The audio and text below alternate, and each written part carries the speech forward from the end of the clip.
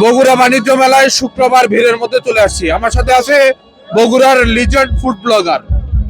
বগুড়ায় এই প্রথম ছাড়া কোনো ভিডিও করে না হৃদয় ভাই। আমি এর আগে ভিডিও করছিলাম, সবাই কমেন্ট করছিল বগুড়ার লিজেন্ড ফুড ব্লগার হৃদয় ভাইয়ের পাঁচ দেখতে চাই।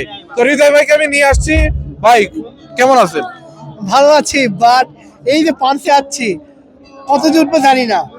আপনার কি মনে হয় কত আশা আছে, কত উঠবে?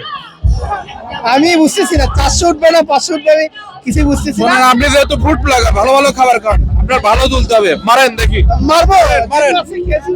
মারেন ভাই, একটু wait, একটু wait। মারেন, স্কোর দেখাবা, এখানে মারার পর স্কোর দেখাবা।